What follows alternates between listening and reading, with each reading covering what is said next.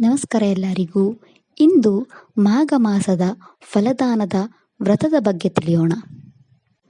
ಚೈತ್ರಾದಿ ದ್ವಾದಶ ಮಾಸಗಳಲ್ಲಿ ಮಾಘ ಮಾಸವು ನಾನಾ ವಿಧವಾದ ವ್ರತಗಳ ದಾನಾದಿಗಳ ಆಚರಣೆಗೆ ಅತ್ಯಂತ ಶ್ರೇಷ್ಠವೂ ಪುಣ್ಯಪ್ರದವೂ ಆದ ಮಾಸವೆಂದು ಪರಿಗಣಿಸಲ್ಪಟ್ಟಿದೆ. ಸ್ಕಾಂದ ಪುರಾಣ, ಪದ್ಮಪುರಾಣ, ವಾಯುಪುರಾಣ, ಮಾಘಮಾಸ ಮಹಾತ್ಮೆ ಮುಂತಾದ ಗ್ರಂಥಗಳಲ್ಲಿ ಈ ವಿಷಯಗಳು ವಿಸ್ತಾರವಾಗಿಯೂ ವಿಶೇಷವಾಗಿಯೂ ಪ್ರತಿಪಾದಿತಗೊಂಡಿವೆ. ಮಾಘಸ್ನಾನ, ಲಕ್ಷಬತ್ತಿ, ಲಕ್ಷಪುಷ್ಪಾರ್ಚನೆ ಮುಂತಾದ ವ್ರತಗಳು, ಮರದ ಬಾಗಿನ, ದೀಪದಾನ ಮುಂತಾದ ದಾನಗಳು ಮಾಸನಿಯಾಮಕರಾದ ಕಮಲ ಮಾಧವರೂಪಿ ಲಕ್ಷ್ಮೀನಾರಾಯಣರಿಗೆ ಬಹುಪ್ರಿಯವಾದುದೆಂದು ವರ್ಣಿತಗೊಂಡಿವೆ. ಅವುಗಳಲ್ಲಿ ಫಲದಾನ ಒಂದು ಅತ್ಯಂತ ಪುಣ್ಯಕರವಾದ ಶ್ರೇಷ್ಠವಾದ ವ್ರತವೆಂದು ಹೇಳಲ್ಪಟ್ಟಿದೆ. ಫಲದಾನವೆಂದರೆ ನಾನಾ ವಿಧವಾದ ಹಣ್ಣುಗಳ ದಾನ. ಆಚರಣೆಗೆ ಅತ್ಯಂತ ಸುಲಭವಾದ ವ್ರತವಿದು. ಈ ವ್ರತಾಚರಣೆಯಿಂದ ಸಂತಾನ ಪ್ರಾಪ್ತಿ, ಆರೋಗ್ಯ, ಆಯುಷ್ಯು, ಸಕಲ ವಿಧವಾದ ಸಂಪತ್ತುಗಳು ಲಭಿಸುವುದೆಂದು ಪುರಾಣಗಳು ಮುಕ್ತಕಂಠದಿಂದ ಸಾರುತ್ತಿವೆ.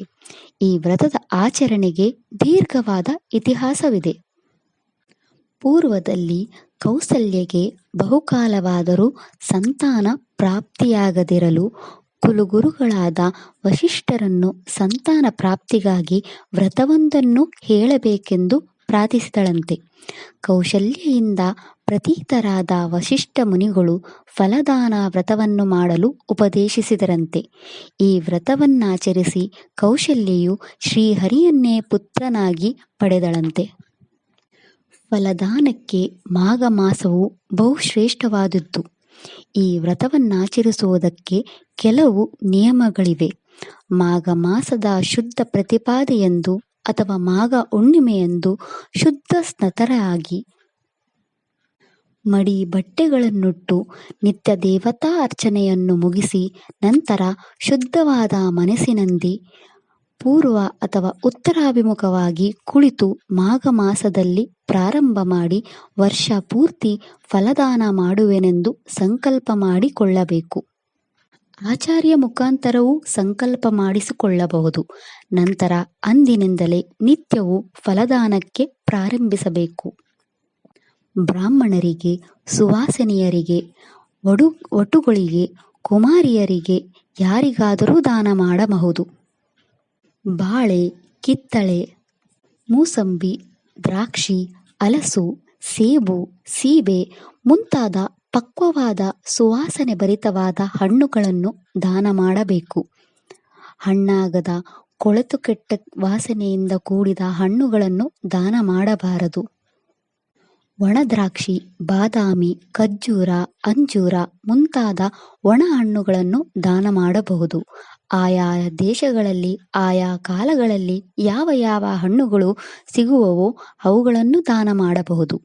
16, 5 ಅಥವಾ ಯಥಾಶಕ್ತಿ ಸಂಖ್ಯೆಯಲ್ಲಿ ದಾನ ಮಾಡಬಹುದು.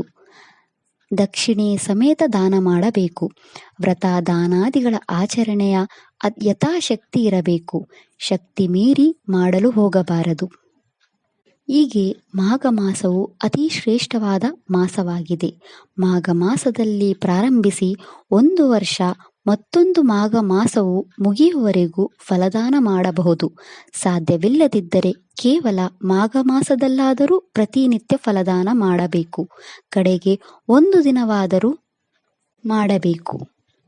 ಹೀಗೆ ನೋಡಿದರೆ ಜೀವನ ಪರ್ಯಂತ ಸಾಧ್ಯವಾದ ಮಟ್ಟಿಗೂ ಮಾಘ ಮಾಸದಲ್ಲಿ ಫಲದಾನ ಮಾಡಬಹುದು. ಫಲದಾನ ಮಾಡಲು ಹುಣ್ಣಿಮೆ, ದ್ವಾದಶಿಗಳು ಶ್ರೇಷ್ಠವಾದ ದಿನಗಳಾಗಿವೆ. ಹುಣ್ಣಿಮೆ 16 ಸಂಖ್ಯೆಯಲ್ಲಿ, ದ್ವಾದಶಿ 12 ಸಂಖ್ಯೆಯಲ್ಲಿ, ಅಧಿಕ ಮಾಸದಲ್ಲಿ 33 ಸಂಖ್ಯೆಯಲ್ಲಿ, ಇತರ ದಿನಗಳಲ್ಲಿ 5 ಸಂಖ್ಯೆಯಲ್ಲಿ ಅಥವಾ ಒಂದು ಫಲದಾನ ಮಾಡಬಹುದು. ಅಥವಾ 5 ಬಗೆಯ ಹಣ್ಣುಗಳನ್ನು ಪಂಚಫಲದಾನ, 2 ಬಗೆಯ ಹಣ್ಣುಗಳು, 1 ಬಗೆಯ ಹಣ್ಣುಗಳನ್ನು ಕೊಡಬಹುದು. ಫಲದಾನ ಮುಖ್ಯವೇ ಹೊರತು ಸಂಖ್ಯೆಯಲ್ಲ. ಫಲದಾನದ ಮಹಿಮೆ ಮತ್ತು ಅದರಿಂದ ಲಭಿಸುವ ಪುಣ್ಯ ಪ್ರಾಪ್ತಿ ವರ್ಣಿಸಲು ಅಸಾಧ್ಯ. ಇಂತಹ ಉತ್ತಮವಾದ ಸುಲಭ ಸಾಧ್ಯವಾದ ವ್ರತವನ್ನು ಎಲ್ಲರೂ ಆಚರಿಸಿ. ಇದಿಷ್ಟು ಫಲದಾನದ ಬಗ್ಗೆ. ಎಲ್ಲರೂ ಈ ಸುಲಭವಾದ ದಾನ ಮಾಡಿ. ಲಕ್ಷ್ಮೀನಾರಾಯಣರ ಕೃಪೆಗೆ ಪಾತ್ರರಾಗಿ. ವಿಡಿಯೋ ಇಷ್ಟ ಆದರೆ ಲೈಕ್ ಮಾಡಿ, ಶೇರ್ ಮಾಡಿ, ಚಾನೆಲ್ ಸಪೋರ್ಟ್ ಮಾಡೋಕೆ ಸಬ್ಸ್ಕ್ರೈಬ್ ಮಾಡಿ. ಧನ್ಯವಾದಗಳು.